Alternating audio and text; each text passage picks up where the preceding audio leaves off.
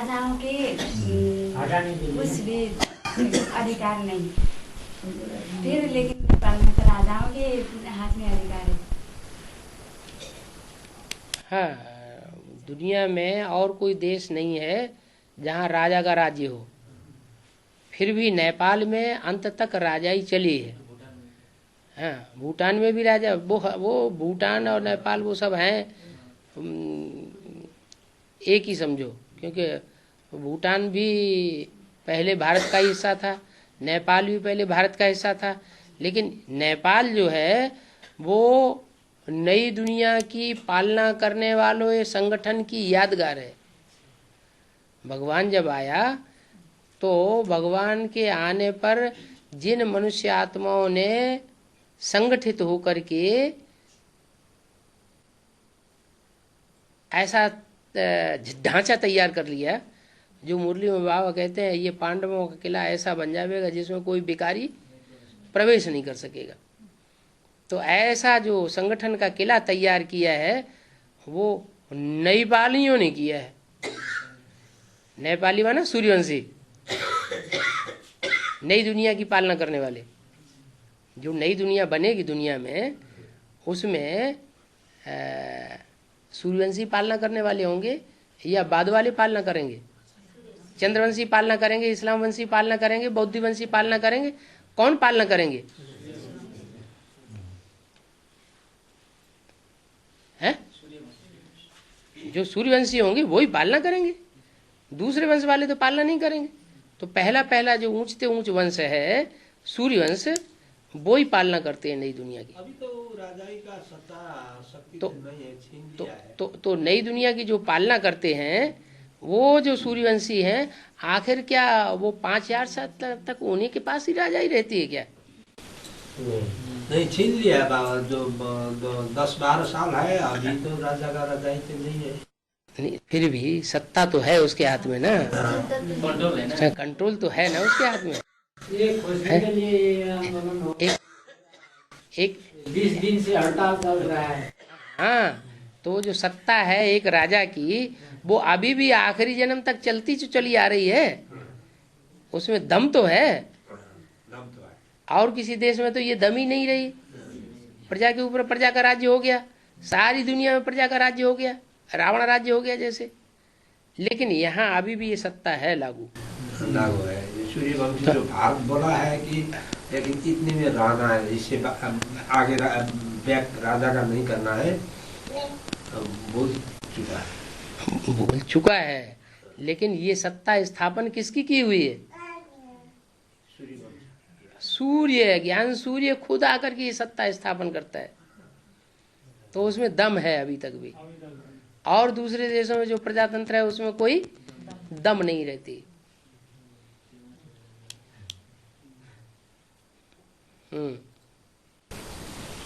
बाबा, ये भक्ति मार्ग में सीता के जन्म जमीन से निकली हुई दिखाया है, इसका रहस्य क्या है? सीता माने ठंडे, सीता माने शीत, ठंडे। और जो सीता है उसका जन्म जमीन से दिखाया गया है। जमीन माने धरणी, धरणी माने धारणा शक्ति। धरणी जो है वो पहले छोटी थी, भारत में ही धरणी थी, और सारी दुनिया में समंदर था। क्या? कौन से युग में? सतयुग में। पहले छोटी धरणी थी, फिर जैसे जैसे ऊपर से आत्मा उतरती जाती है वैसे वैसे धरणी फैलती जाती है। द्वापर युग में बहुत फैल जाती है, फिर कलयुग में और ज्यादा फैल जाती है। तो ये जो धरणी है वो धरणी में से सीता का जन्म होता है, शांत स्वभाव वाली। तो यहाँ भी तो ज्ञान मार्ग में 2 माताएं बताई हैं। क्या हैं? हाँ, राजमाता बताई है और राजलक्ष्मी बताई है। बाबा कहते तुम सब सीताएं हो। ये नहीं कहा तुम सब राधाएं हो, क्या कहा? तुम सब सीताएं हो। तो एक सीता है जो जन्म लेती है धरणी से, और धरणी भी कन्या माता ही तो है कोई, तो वो भी सीता है, वो भी सीता है। तो उससे उसका जन्म होता है। राम सीता नाम है ना, राम राज्य स्थापन होगा तो उसमें सीता सहयोगी बनेगी, तब राम राज्य स्थापन होगा, कि बिना सीता के सहयोग के राम राज्य स्थापन हो जाएगा? नहीं। तो उसमें जो बड़ी मम्मी है वो है धरणी का रूप। क्या? धरणी है, और उससे ज्ञान लेगी छोटी मम्मी। ज्ञान को धारण ही नहीं करेगी, वो बांटेगी संसार में। बाबा, ये सीता और त्यस पछाडि जब गाउँले लोगले अग्नि परीक्षा, अग्नि परीक्षा के बाद फिर भी सीतालाई बस रहने के लिए स्थान नहीं, इसलिए जब क्या कह रहे हैं? सीता को जो अग्नि परीक्षा किया है सच्चाई के लिए, सच्चाई करके भी बाद में उसका ठहरने का तो धरणी बताई ना। हाँ, तो धरणी जो है वो राधा तो नहीं है। धरणी के ऊपर सब धर्म वालों ने राज्य किया है या सिर्फ भारतवासियों ने, देवताओं ने राज्य किया है? धरणी के ऊपर सिर्फ देवताओं ने राज्य किया है? सब धर्म वालों ने राज्य किया है। किसी का अधीन नहीं हो सकता है ना? नहीं, अधीन होती है सबके। सबको नहीं, वो किसी का अपना नहीं बोलते हैं, सब तो। हाँ, वो धरणी माना धरणी माता है, सारे जगत की माता है। सारे जगत की माता माने जगदम्बा है। जगदम्बा के ऊपर सबका हक है। जैसे दिल्ली के ऊपर सबका हक है, दिल्ली के ऊपर हर धर्म ने राजाई की है। तो जो है तो वो वो जो राजधानी, जो दिल्ली राजधानी है, वो ऐसी राजधानी दुनिया में और कोई भी देश की राजधानी नहीं है जहाँ हर धर्म ने अपना राज्य किया हो।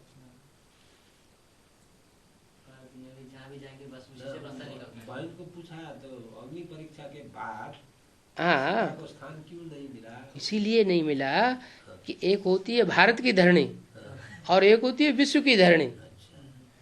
तो जो जगदम्बा है वो जगदम्बा का लक्ष्य मनुष्य जीवन का लक्ष्य है या नारी से लक्ष्मी बनने का मनुष्य जीवन का लक्ष्य है?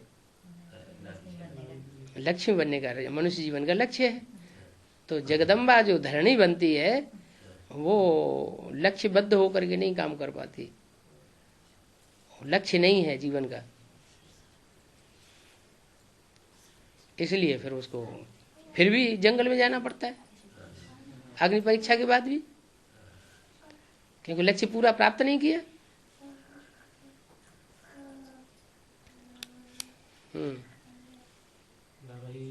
दादा और एक मुरली में आया था, किसी का कोई का 20 और कोई का 25 वर्ष साल उम्र हुआ, बोल के जिक्र आया है। सन 67 की वाणी, उस सन 67 की वाणी में जो जिक्र आया है, कोई बच्चे 20 कोई 25 वर्ष के हो गए होंगे। तब इसमें जगदम्बा, जगत पिता और जगत माता का 20-25 साल का उम्र का। जगदम्बा की बात नहीं है, वो लक्ष्मी नारायण की बात है। हाँ, संगम युगी लक्ष्मी नारायण में से जो 76 में जाकर के जिनका जन्म होता है उनकी बात है। सन 67 में जो 20 साल की हो गई वो सन 47 में उसने जन्म लिया। हाँ, और जो 25 साल का हो गया उसने 42 में जन्म लिया। तो अभी यहाँ हम लोग का ये पिता माता का उम्र और जगत पिता का उम्र में अभी डिफरेंस दिखाई रहा है, इसलिए 5 साल का डिफरेंस हुआ ना। 5 साल का डिफरेंस हुआ। जगत माता जगत पिता नहीं, वो जगत माता की बात नहीं है, लक्ष्मी और नारायण की बात है। हाँ जी, लक्ष्मी और नारायण के जीवन में 5 साल का डिफरेंस है।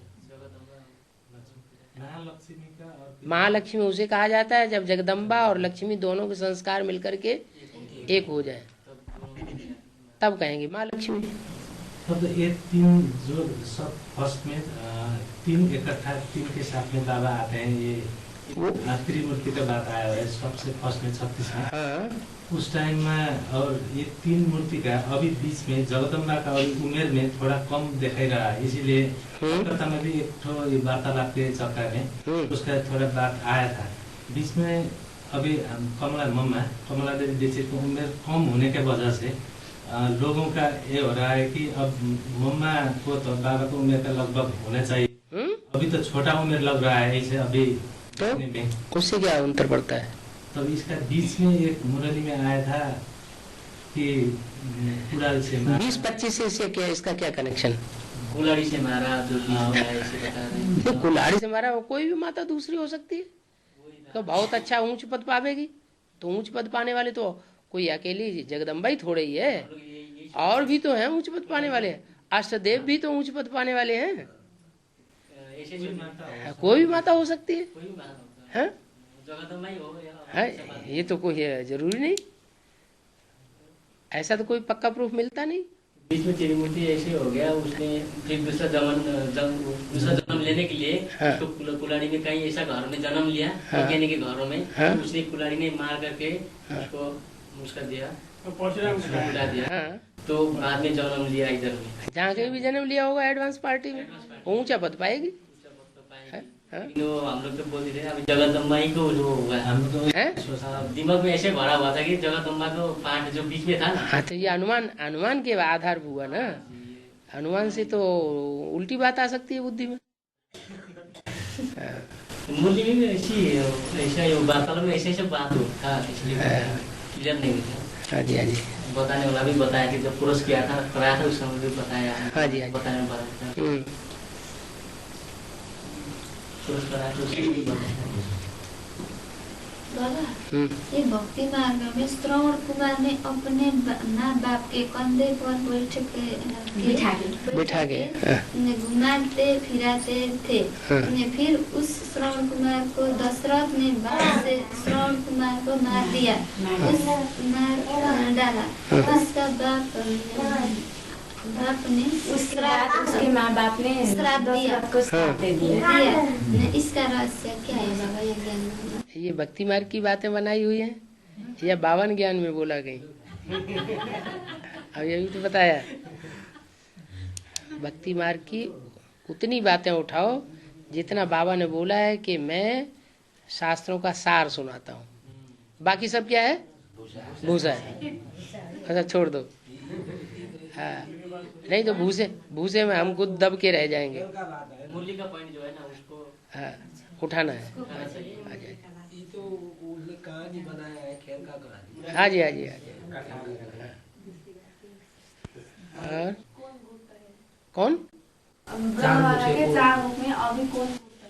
हाँ, 2 आदि के और एक मध्य का ब्रह्मा बाबा, और 2 अभी फिर वही जो आदि में थे फिर दोबारा जन्म लेके आते हैं। 2 आदि के, जगत पिता और जगदम्बा, बीच में ब्रह्मा बाबा आए, तीसरा मुख हुआ, और 2 ब्रह्मा बाबा के बाद फिर जगत पिता और जगदम्बा। उनमें जगत पिता गुप्त है और जगदम्बा अभी भी प्रत्यक्ष हो गई। दूसरा बड़ा गायन है, एकानन चतुरानन पंचानन। हाँ, पंचानन, वो एक मुख काट दिया ना। एकानन पहले गाते हैं, एकानन हाँ, चतुरानन और पंचानन जी हाँ, आरती में चलाते हैं। हाँ, ठीक है। बाबा, एडवांस के आदि तो 1976 जानते हैं, लेकिन बेसिक का आदि कौन हुआ? बेसिक का आदि कौन हुआ? बेसिक का आदि करने वाला कौन हुआ? बेसिक का आदि करने वाला तो ब्रह्मा ही हुआ। हाँ,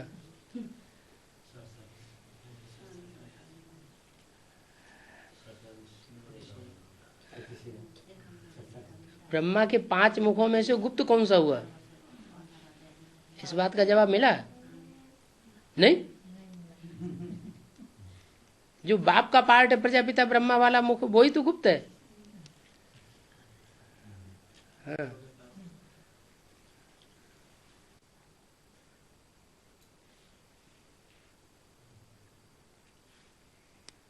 और बाबा ओम राधे एक ही देवी 9 देवियों में प्रवेश करके प्रत्यक्ष है। राधे हाँ हाँ ठीक है।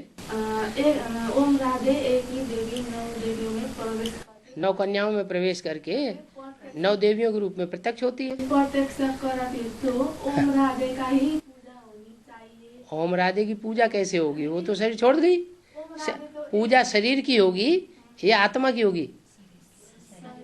वो तो शरीर चाहिए ना। 9 देवियों की शरीर में प्रवेश करके प्रत्यक्ष कराती है। हाँ तो 9 देवियों की पूजा होनी चाहिए। 9 देवियों की पूजा होती है।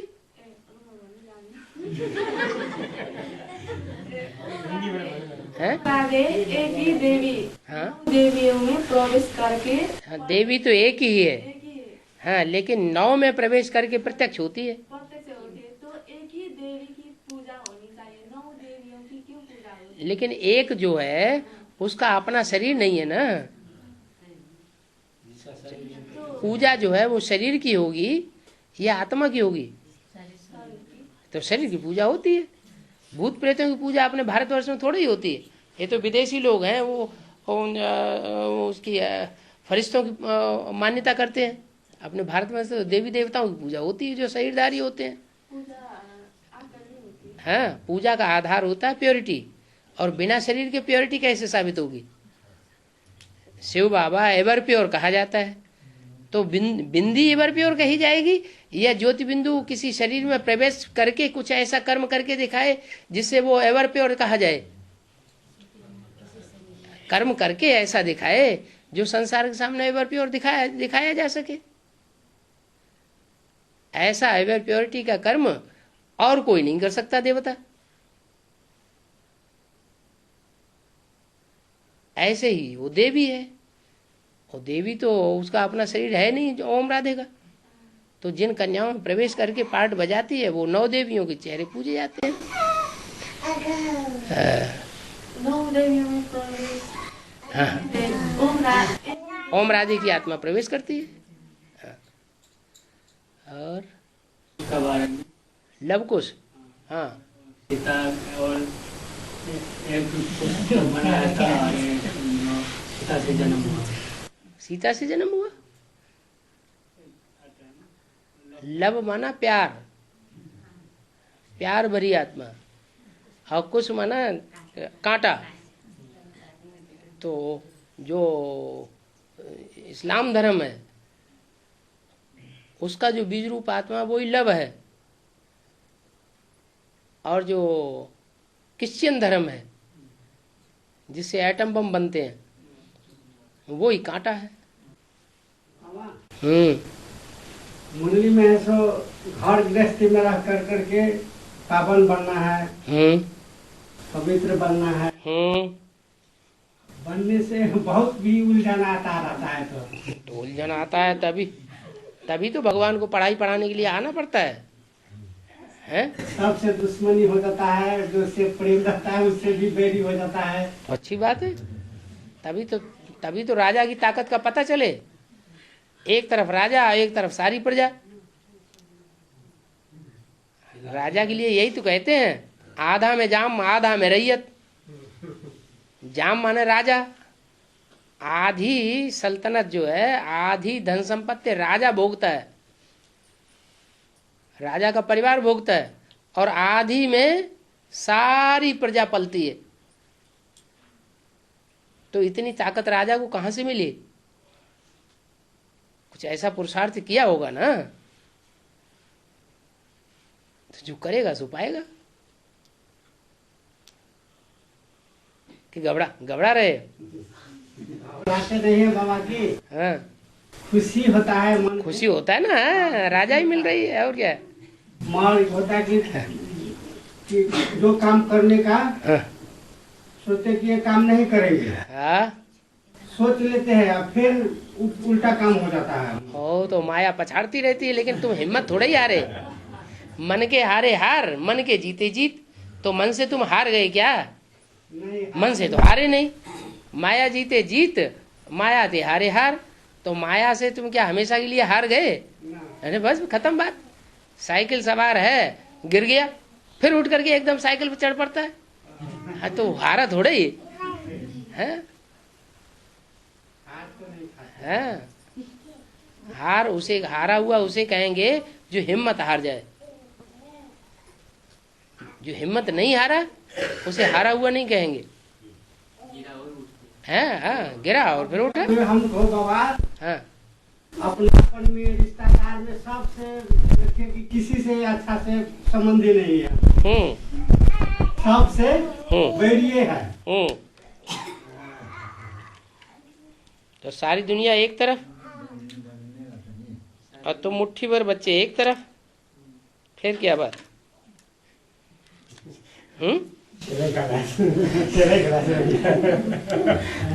राजा का मतलब क्या? दुनिया ये बन गया ना। हाँ, राजा का मतलब ये पावरफुल राजा ही बनता बनने के लिए है, उसका पावर का अपना है। रिश्तेदार तो अभी बन गए, हैं? रिश्तेदार तो अभी बन गए ना। हाँ। चलो रिश्तेदार आते तो नया मिलेगा, है। पुराना आने से तो नया मिलेगा। हाँ, ये तो सब होना चाहिए ना। ऐसे ही 108 की माला में आ जाएंगे। सामना कुछ भी करना करना पड़े, सहन कुछ भी न करना पड़े।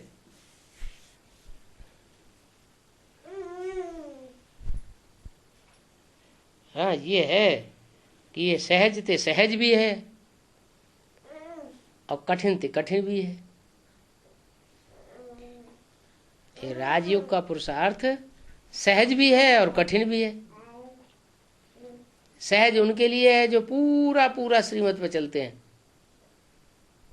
उससे तो बाबा उलझन भी आता है ना, तो भीतर से खुशी आता है। हाँ तो फिर खुशी तो नहीं होता है, तो उलझन क्यों हुआ? ब्राह्मण जीवन का वरदान ही तो खुशी है। जो यहाँ जितना खुश रहेगा उतना वहाँ जन्म जन्मांतर खुश रहेगा। यहाँ जितना ब्राह्मण जीवन में दुख अनुभव करेगा, लटकता हुआ चेहरा अनुभव करेगा, उतना वहाँ दुखी हो जाएगा। अरे भगवान बाप आया हुआ, कितनी खुशी में रहना चाहिए।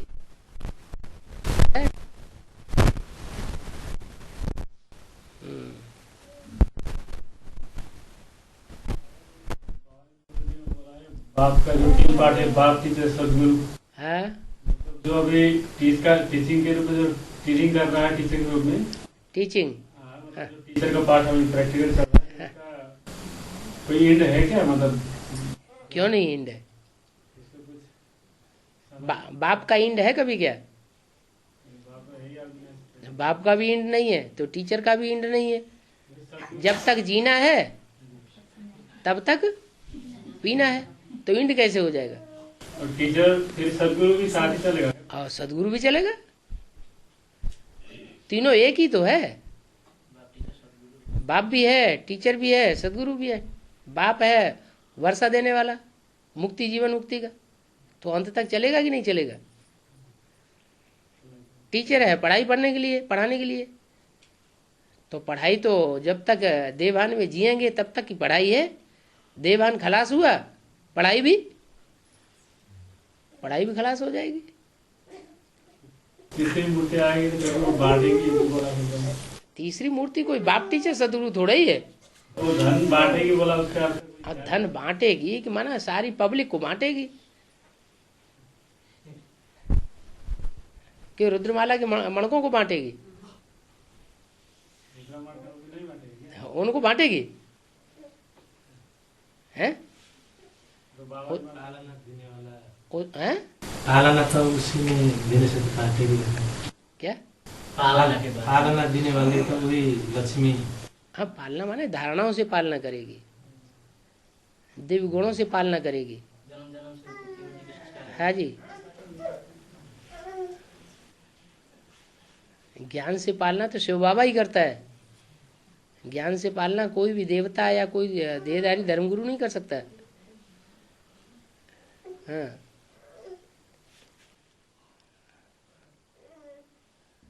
और बाबा मुरलीमा अब त्यो आदि भएको पनि अन्त्यमा पनि त्यही हुन्छ, आदिमा भएको अन्त्यमा सुख अहिले छ भने पछाडि पनि सुखै हुन्छ भनेर भने छन् बाबा। क्या बोले? आदि से अंत का बात बता रहे हैं। ड्रामा प्लान अनुसार आदि से हाँ, आदि जो हुआ अंत वैसा ही होगा।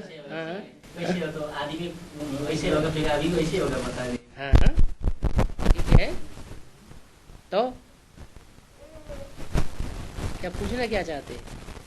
आदि तो अन्त्य भएको अब पूछ्न जाता है, आदि भएको अहिले आदि में जो हुआ वैसे होगा क्या? होगा आदि तो अंत। हाँ, आदि में जो हुआ था अभी भी वैसे होगा क्या? हाँ, क्यों नहीं होगा? क्या हुआ था आदि में? आदि में भी महाभारत युद्ध हुआ था ना। वही बात सन 42-45 के बीच में हिरोशिमा नागासाकी का युद्ध हुआ कि नहीं? दुनिया में यज्ञ के अंदर भी युद्ध हुआ। तो कौन है?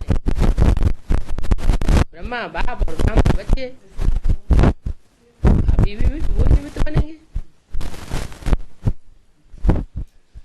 यज्ञ संपन्न हो जाएगा।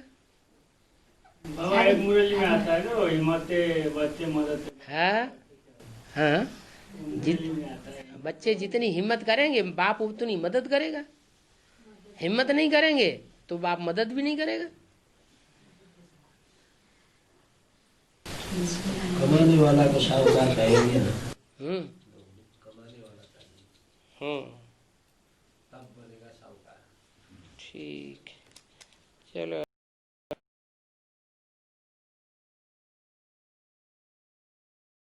की बात है, जैसे बड़मूला ट्रायंगल है ना, तो वहां बड़े बड़े जहाज, बड़े बड़े हवाई जहाज, वो सब जाकर के हो जाते हैं, पता ही नहीं लगता कहाँ चले गए। बड़े बड़े वैज्ञानिकों ने वहां जाना ही छोड़ दिया, वो रास्ता ही बंद कर दिया। वहां से कोई जहाज नहीं गुजरेगा, ऊपर से भी नहीं गुजरेगा हवाई जहाज, और समुद्री जहाज भी वहां से नहीं गुजरते हैं।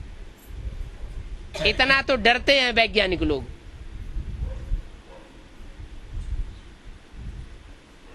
फिर उड़न तस्तरियों की बात, जो अपना रूप धारण करता है और बिगाड़ लेता है।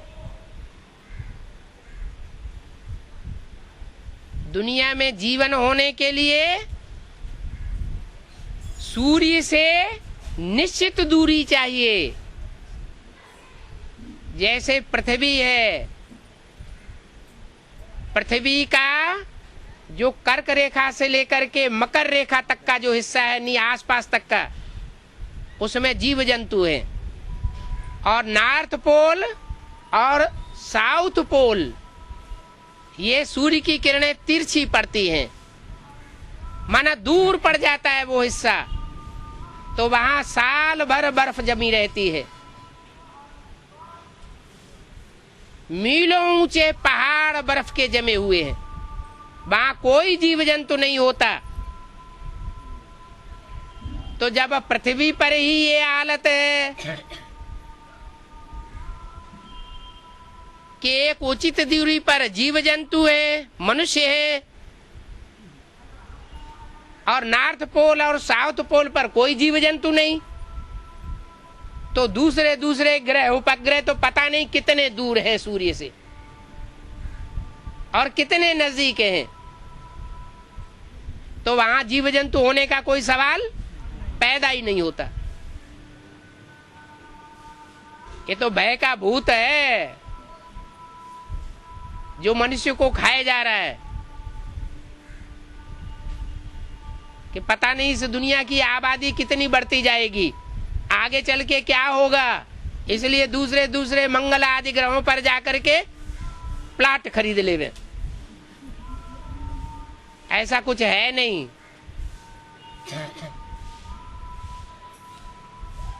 फालतू पैसा बर्बाद कर रहे हैं।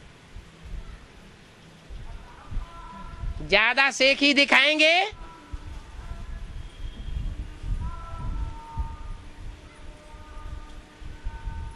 तो बुद्धि का दिवाला निकल जाएगा।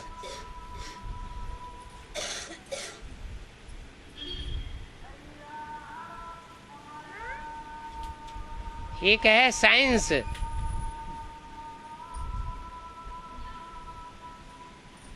जिसकी ईजाद मनुष्यों के द्वारा होती है।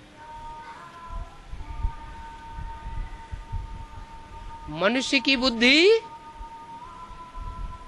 विकारी बुद्धि होती है। साइंस की ईजाद देवताओं ने नहीं की है।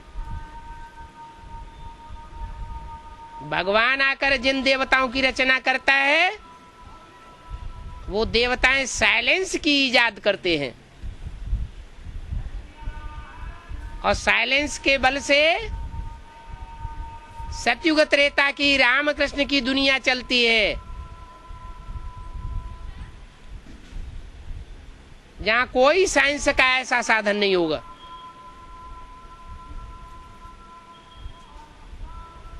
मन का कंट्रोल प्रकृति को कंट्रोल कर देगा।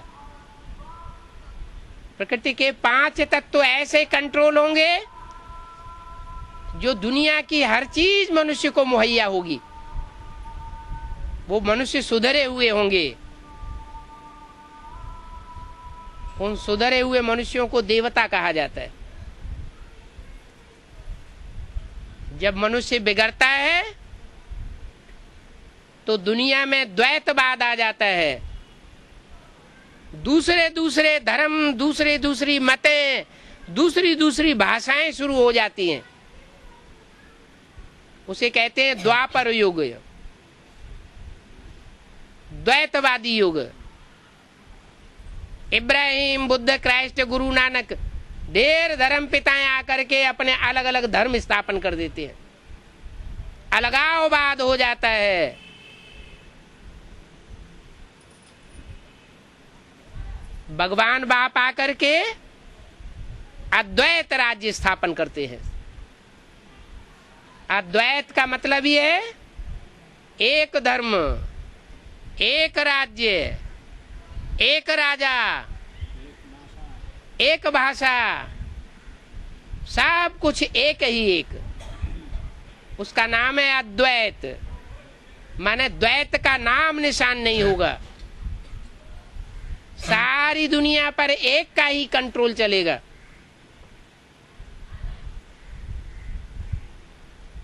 मनुष्यों ने इस दुनिया में, रावण राज्य की दुनिया में, भगवान के राज्य को फॉलो करने के लिए प्रयास किया।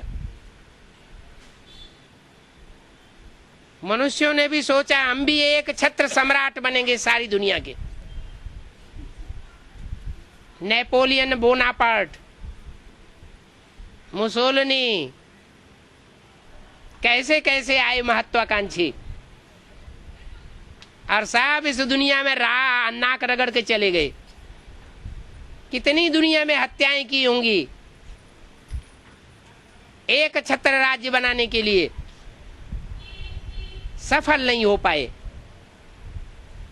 क्यों नहीं सफल हो पाए?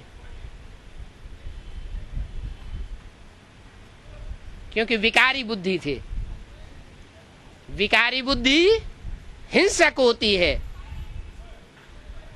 हिंसक युद्ध करके जो हिंसा का राज्य है वो सारी दुनिया पर राज्य नहीं कर सकता।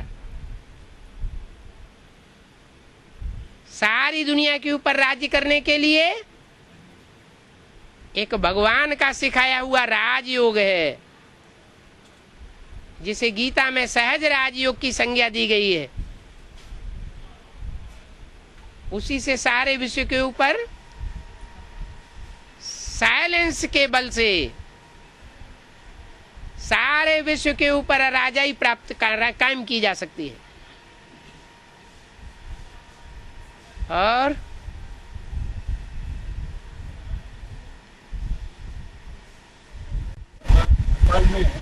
हाँ जी, राज्य का गवर्नमेंट राजा का गवर्नमेंट अभी राजा का गवर्नमेंट अभी हाँ उतरा है।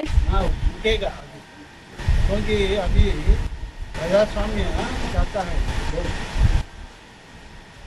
आजकल पेपर में नेपाल के बारे में बोल रहे हैं। नेपाल भाई साहब नेपाल के बारे में बोले नेपाल। हाँ हाँ नेपाल राज्य, नेपाल के राजा को उतारने के लिए प्रजास्वाम्य राज्य चलाने के लिए। हाँ परंतु वो राजा नहीं मानते, हम राजा चलाता हूँ हाँ। परंतु प्रजास्वाम्य नहीं करता हूँ। नेपाल का राजा ऐसा कहता है मैं राजा ही चलाता हूँ। नहीं राजा हूँ हाँ चलाएगा मैं राजा हूँ, मैं राज्य चलाऊंगा, नेपाल का राजा कहता है। परंतु प्रजा लोग कहते हैं प्रजास्वाम्य चाहिए, प्रजातंत्र चाहिए। प्रजातंत्र चाहिए। अच्छा दोनों में लड़ाई हो रहे हैं। ब्राह्मणों की संगम की दुनिया में बेहद का नेपाल है। वो नई दुनिया का जो संगठन तैयार हो रहा है ब्राह्मणों की दुनिया में सन 76 से ही, उस नई दुनिया के संगठन की पालना अभी तक राजा के हाथ में है। लेकिन जो प्रजापरस्त धर्म है वो उस राज्य को चलना देना नहीं चाहते, इसलिए वो उखाड़ पछाड़ करेंगे। भगवान बाप आकर के बताते हैं प्रजा के ऊपर प्रजा का राज्य है बेकायदे राज्य। राजा का जो राज्य है वो ही कायदे का राज्य है। वो राजाई मैं आकर के स्थापन करता हूं। मनुष्य को अधीन बनाना सिखाता है और भगवान आता है तो मनुष्य को राजा बनना सिखाता है। ये राजाई का कॉलेज आकर खोला हुआ है जहां राजाई सिखाई जाती है, राजाई की ट्रेनिंग दी जाती है। स्वतंत्र रहो और स्वतंत्र रहने दो, ऐसी राजाई सिखाई जाती है। नेपाल में दुनिया का सबसे बड़ा राजतंत्र चला। इतने लंबे समय तक दुनिया के और किसी देश में राजतंत्र नहीं पनप सका।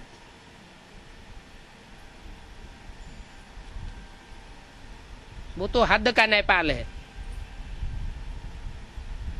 ये ब्राह्मणों की संगम युग दुनिया में जो बेहद का नेपाल है उसका फाउंडेशन पड़ चुका है।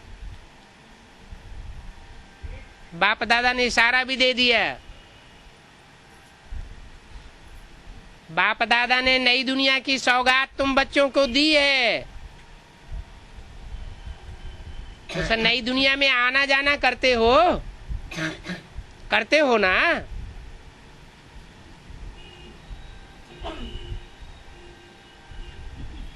तो सूर्यवंशियों का राज यज्ञ के आदि में भी स्थापन हुआ था। जो ब्राह्मणों की दुनिया में विधर्मी इकट्ठे हुए थे उन्होंने सबने मिलकर के माँ को बरगला लिया और सूर्यवंशियों को वहां से भगा दिया।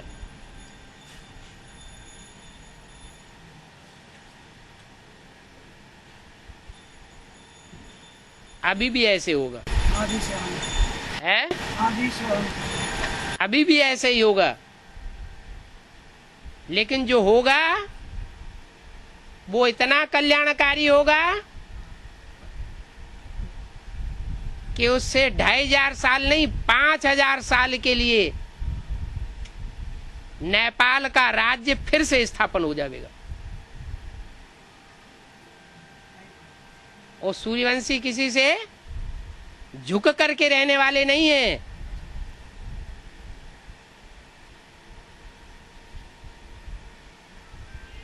विधर्मियों से सदैव टक्कर लेते रहे हैं।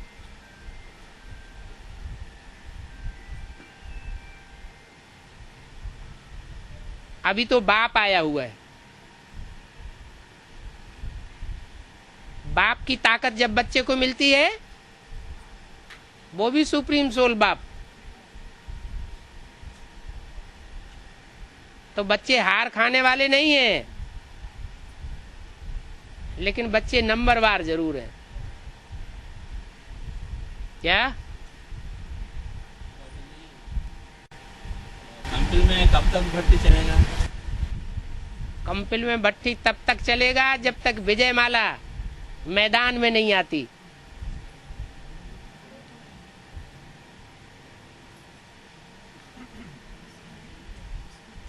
विजय माला मैदान में आएगी, जिसके लिए बोला हुआ एक रानी मक्खी निकलेगी, तो उसके पीछे पीछे सारा झाड़ जावेगा। जब सारा झाड़ ही उड़ करके इधर आ जावेगा, तो माउंट आबू खाली हो जाएगा कि नहीं होगा? चोर चकार भागेंगे कि नहीं भागेंगे? भाग जाएंगे। उसके लिए इशारा दे दिया व्यक्तवाणी में। मधुबन वालों को मधुबन छोड़ना पड़ेगा, ज्ञान सरोवर वालों को ज्ञान सरोवर छोड़ना पड़ेगा, और गीता पाठशाला वालों को गीता पाठशालाएं छोड़नी पड़ेंगी। मजबूर कर देंगे लोग छोड़ने के लिए। ऐसी हाहाकार अखबारों में, टीवी में, रेडियो में होने वाली है, और उस हाहाकार के बीच वो बाप प्रत्यक्ष होने वाला है, जिसकी सारी दुनिया में जय जयकार होने वाली है। और बाबा आजकल न्यूज़पेपर वगैरह में ओनली एटॉमिक एनर्जी का ही बात चल रही है, क्योंकि अब बम फटाके का टाइम आ गया ना।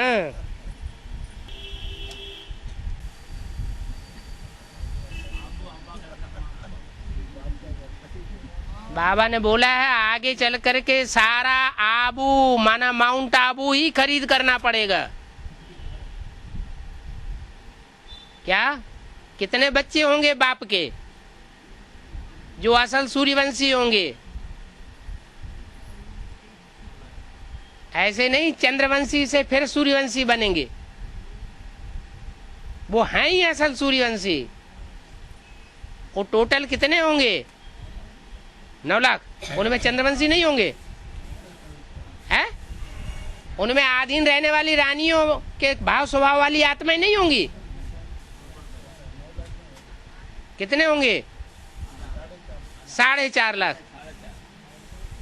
विशाखापट्टनम की आबादी कितनी है?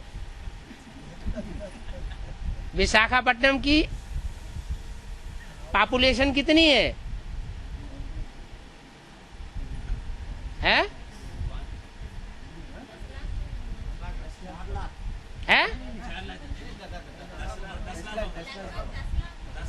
10 लाख। तो इतने एरिया में फैला हुआ है, और माउंट आबू तो छोटा सा पहाड़ है, तो वहां 4.5 लाख के लिए कितना एरिया चाहिए?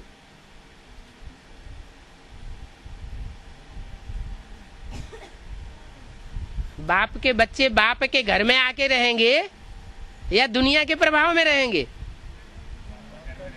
हैं? बाप के घर में रहेंगे, तब सच्चा सच्चा कहेंगे सब तज हर बजो। अभी तो कोई किसके पीछे पड़ा है, कोई किसके पीछे पागल हुआ पड़ा है।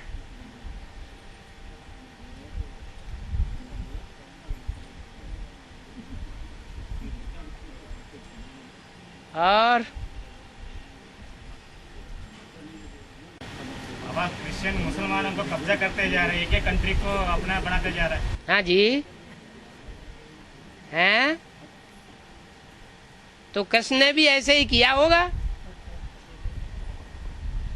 कृष्ण और क्राइस्ट की राशि मिलाई जाती है।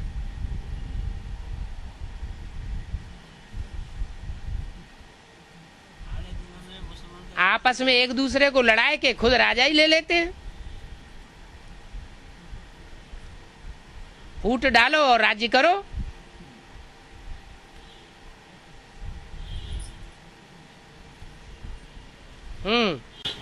आगे दिन में मुसलमान का जनसंख्या बढ़ती है और हिंदुओं की जनसंख्या गिरती है।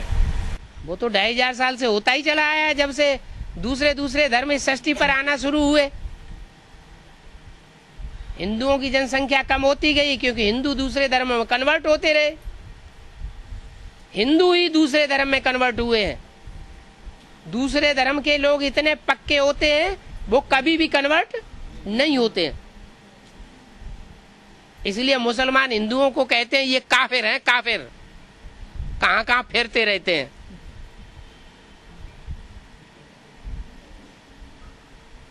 कहीं मुसलमान बन रहे हैं, कहीं क्रिश्चियन बन रहे हैं, कहीं बौद्धी बन रहे हैं। इनका कोई धर्म ईमान नहीं, ये है काफिर।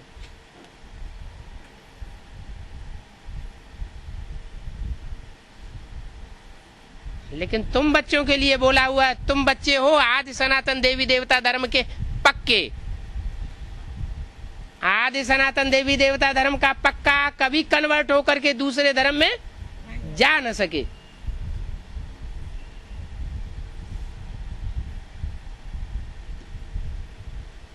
कुछ तो होंगे। दुनिया से सत्य हमेशा के लिए गायब थोड़ा ही हो जाता है।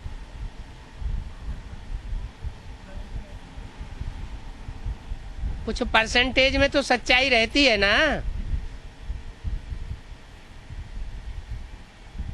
और सुबह का अमीर शाम का फकीर है। सुबह का अमीर माना, सुबह माना सवेरा, सतयुग। सतयुग में जो विश्व का बादशाह नारायण बनता है, वो कलयुग के अंत में भिखमंगा बन जाता है। सीढ़ी के चित्र में कांटों की सैया पर पड़ा हुआ है नीचे, और दूसरे धर्म की आत्माएं उसको भीख दे रही है। कटोरा फैला हुआ है।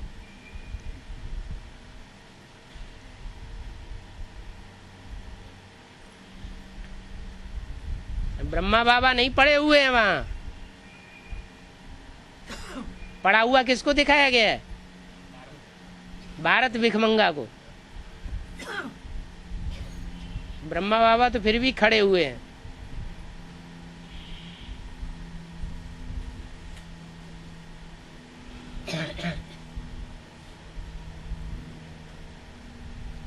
तो सुबह का अमीर और शाम का फकीर।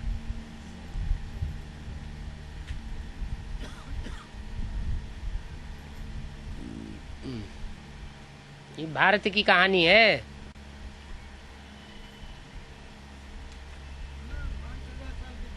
हैं? 5000 साल की बात था। सुबह 5,500 साल की।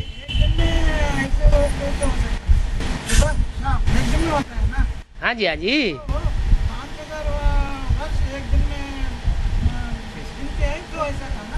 शाम माने रात के 12 बजे तक। सुबह माना सुबह 4 बजे से लेकर के सवेरा होता है 4-5 बजे से। रुद्रमाला के बाद विष्णुमाला आता है, कैसे में बना?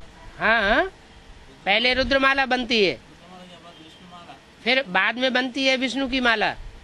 विष्णु की माला जब बनती है तो उसमें रुद्रमाला के मणके पिरोए जाते हैं। रुद्रमाला के मणके जब पिरोए जाते हैं तब वो युगल दाने की माला बनती है। वो है रानियों की माला, जो भारत की रानियां हुई हैं, जिन्होंने पवित्रता के लिए अपने शरीर को भी होम कर दिया। विधर्मी राजाओं के चुंगल में अपने शरीर को परतंत्र नहीं होने दिया। विधर्मी उनके तन को छू भी नहीं सके। वो हैं भारत की रानियां, रानियों की माला, विष्णु माला, वैजयंती माला, का मतलब है विजय अंती, अंत में जिन्होंने विकारों पर विजय प्राप्त करके दिखा दी। हाँ जी, रुंडमाला, रुंड माना नीचे का हिस्सा, रुंड, और ये हुआ मुंड। मुंडमाला माना रुद्रमाला, उसमें मुख दिखाए जाते हैं, कोई में 1 मुख, कोई में 2 मुख, किसी में 10, किसी में 12। वो मुख लेने की यादगार है।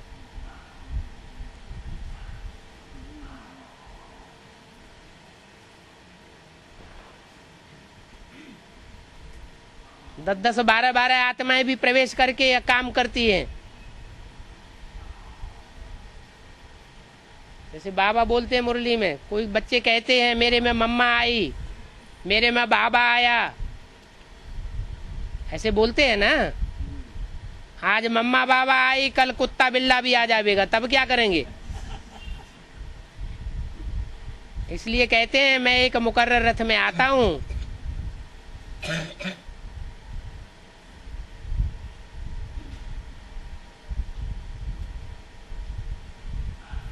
और बाबा वार्तालाप 38 में बताया कि अमृत वेले किसी को सर्चलाइट देने से उनका याद बाद में आता रहेगा, उससे अच्छा एक बाप को याद करना है। तो ठीक है, देहधारियों की सेवा करेंगे तो जिनकी सेवा करते हैं, चलो वाचा ही सेवा करते हैं, तो अपना अनुभव तो है ना प्रैक्टिकल में। जिसकी वाचा सेवा करते हैं उसने कोई क्रॉस क्वेश्चन कर दिए तो वो उसके क्रॉस क्वेश्चन याद आते रहते हैं कि नहीं? वो नोक झोंक बाद में याद आती है ना, तो देहधारी की याद आएगी ना। सेवा तो की, लेकिन सेवा के साथ साथ अगर याद पूरी नहीं है, याद करते करते अगर सेवा नहीं की है, तो लेप छेप जरूर लग जाता है।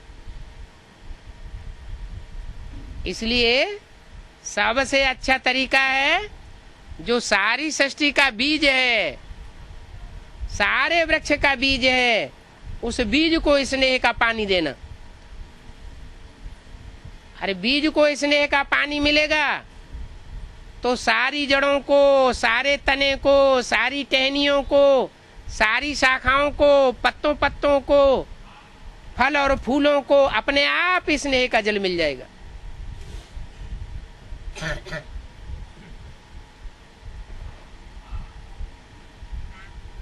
हाँ, लक्ष्मी को देगा, लक्ष्मी सबको बांटेगी, तब उस समय रुद्रमाला की आत्माएं सब क्या करेंगी? रुद्रमाला की महात्माओं ने अभी क्या कर रही हैं? ज्ञान दे रहे हैं और याद सुनाए हैं? उनकी अवस्था को जमा करने के लिए याद करना पड़ेगा। याद तो करना पड़ेगी ना, जब अभी तक उन्होंने याद नहीं किया, देहधारियों में फंसते रहे, तो उस समय माउंट आबू में तपस्या करनी पड़े ना, और वो स्वर्ग में आराम करेंगी। कौन है? जो पवित्र बनते जाएंगे वो नई दुनिया में जाएंगे, नई दुनिया के संगठन में, और जो पवित्र नहीं बन पाएंगे उनसे कहेंगे तुम विश्व की बादशाही संभालो, आओ कांटों की दुनिया में। जब ज्यादा थक जाओ तो माउंट आबू पहुंच जाओ तपस्या धाम में। तप करे राज, राज कर नरे का। तपस्या करो तो राजा ही करो, तपस्या करके राजाई की शूटिंग करो। और राजाई में अहंकार चढ़ता है। अब अहंकार चढ़ता है तो उल्टे पलटे काम करते हैं, उल्टे पलटे डायरेक्शन देते हैं, फिर नरक में गिरते हैं, दुखी हो जाते हैं। फिर जाके तपस्या करो। और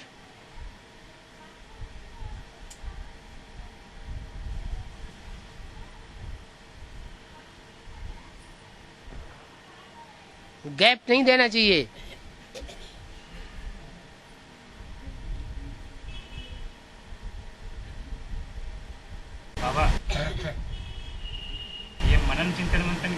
निराकारी स्टेज, उसके बाद मनन चिंतन मंथन, उसके बाद निसंकल्प स्टेज। हाँ जी, जो निसंकल्प स्टेज है ज्यादा देर तक नहीं रहता है। ठीक है, जितनी देर तक प्रैक्टिस करेंगे निसंकल्पी याद की, उससे कहीं ज्यादा मनन चिंतन मंथन स्वतः ही चलेगा। जितना जितना निराकारी बनते जाएंगे, मनन चिंतन मंथन उतना जास्ती होता जाएगा। जितना सार में टिकेंगे, विस्तार अपने आप हो जाएगा। विस्तार में जाने की दरकार नहीं है। क्या प्रैक्टिस करने की दरकार है? सार में, बिंदु में, स्टार की याद में टिकने की प्रैक्टिस करने की दरकार है। फिर दूसरा तरीका, जितना दूसरों की सेवा में रहेंगे,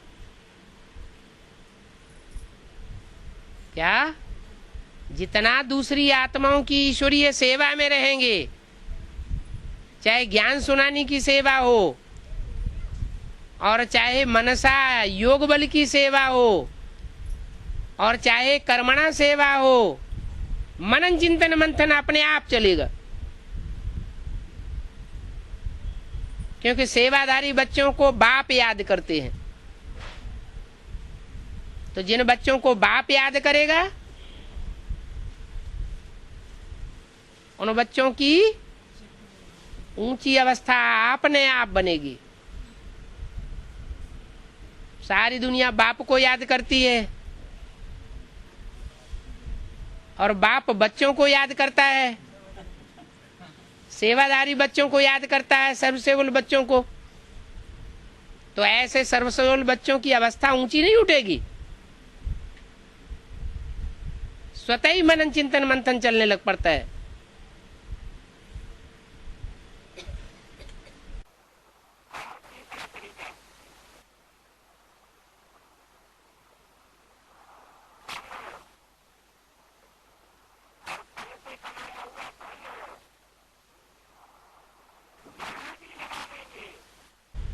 अगर ईश्वरीय कार्य में लगावेंगे तो नियम बताए दिया, जहां हमारा तन होगा वहां हमारा मन होगा, मन वहीं लगेगा। ईश्वरीय सेवा में तन लगावेंगे तो मन भी ईश्वरीय सेवा में लगेगा। ईश्वरीय सेवा में धन लगावेंगे तो मन भी ईश्वरीय सेवा में लगेगा। तन और धन नहीं लगावेंगे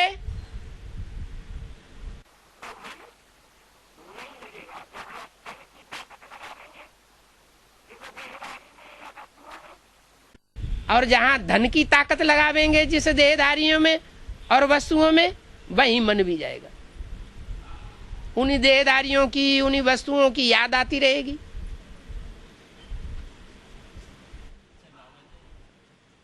ज्यादा लोग शेयर मार्केट में उसका पैसा जमा करते हैं अभी, इसका क्या है जी? ये तो जुआ है। अभी लोग ज्यादा लोग बैंक से पैसा निकल करके शेयर मार्केट में जमा करता है, जिसका बड़े से बड़ा शेयर मार्केट तो बाबा ने खोला हुआ है। उन शेयर्स में तो घाटा होता रहता है। ये बाबा के शेयर मार्केट में पैसा लगाएंगे तो कभी भी घाटा होने का सवाल ही नहीं। और गारंटी दी है कि जितना भी पैसा लगावेंगे इस ईश्वरीय बैंक में, वो यहाँ का यहाँ इसी जन्म में भी वापस करूंगा।